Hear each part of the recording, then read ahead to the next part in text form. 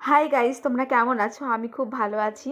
আশা করি তোমরাও ভালো আছো। তো আমি আজকে বানাবো খেসারি শাক। তার জন্য শাকগুলোকে প্রথমে বেছে নিচ্ছি এবং যেগুলো নরম দিক সেইগুলোকে আলাদা করে রেখে দিচ্ছি। তো শাক আমার বাছা হয়ে গেছিলো। এবার আমি শাকটা কেটে নিচ্ছি, কিন্তু হিসুতে একটুও ধার নেই। 4 জনেমেও মনে হয় ধার দেওয়া হয়নি, কিন্তু কিছুই করার নেই, আমি পারবো না এখানে। তো যাই হোক, আমি শাকগুলোকে কেটে নিয়েছি। এবার আমি শাকগুলোকে ধুয়ে নেব। তো শাকগুলো ভালো করে ধুয়ে নিচ্ছি। বালি বালি হয়ে গেলে খেতে কিচকিচ করে, ভালো লাগে না।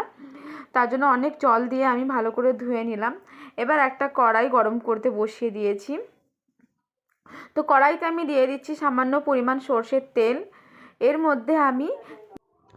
মধ্যে দিয়ে দিচ্ছি কেটে রাখা বেগুনগুলো একটু নাড়াচাড়া করে লাল লাল ভাব হয়ে আসলে নামিয়ে নেব। অনেকে কাঁচা বেগুনও দিয়ে দেয়, কিন্তু ভেজে দিলে ভালো লাগে খেতে। তো বেগুনগুলো নামিয়ে রাখার পর আমি দিয়ে দিচ্ছি তেলে একটুখানি 5 ফোড়ন, একটা শুকনো লঙ্কা আর ছোট করে কেটে রাখা আলুগুলো যখন লাল লাল হয়ে আসবে তখন আমি শাকগুলোকে দিয়ে দেব। তো দেখো, এবার আমি শাকগুলোকে দিয়ে দিচ্ছি। শাকগুলোকেও আমি একটুখানি নেড়ে নেব। শাকগুলো কিছুক্ষণ নাড়াচাড়া করার পর এর মধ্যে আমি দিয়ে দেব কাঁচা লঙ্কা,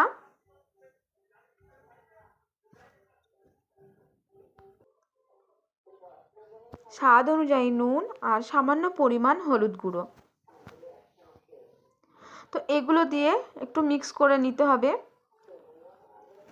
তারপর আমি দিয়ে দিলাম সামান্য পরিমাণ জল। এবার শাকটাকে ঢেকে দিয়ে কিছুক্ষণ সেদ্ধ হতে দেব। ততক্ষণ আমি রসুনগুলো ছাড়িয়ে রেখেছিলাম, সেই রসুনগুলোকে থেতে নিচ্ছি।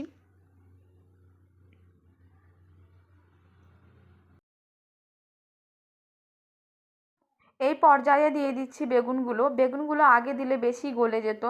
তার জন্য আলুটা একটুখানি সেদ্ধ হয়ে গেল, তারপরে আমি বেগুনগুলো দিয়ে ঢাকা দিয়ে দিলাম। তো এবার সবগুলো সেদ্ধ হয়ে যাওয়ার পর একটুখানি ঘেটে নিতে হবে। তো আমার কাছে ঘুটনি ছিল না, আমি খুন্তি দিয়ে ঘেটে নিলাম। দেখবে একটুখানি রস থাকবে, তখনই নামিয়ে নিতে হবে। এবার আমি শাকটাকে নামিয়ে অন্য একটা জায়গাতে রেখে দিচ্ছি।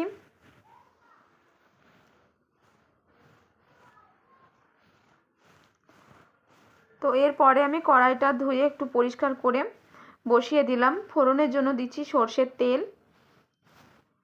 তেলের মধ্যে আমি শুধুমাত্র রসুনগুলোই দিচ্ছি, আমাকে রসুনের গন্ধটাই ভালো লাগে, আর অন্য কিছু দিচ্ছি না।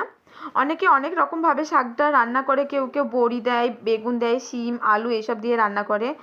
তো আমার কাছে বেগুন ছিল কিন্তু বড়ি ছিল না, আমি ভাবলাম এই দিয়ে বানিয়ে নিই। তো দেখো, আমার রান্নাটা হয়ে গেছে। তো ভিডিওটা ভালো লাগলে একটু লাইক কমেন্ট শেয়ার করে দিও।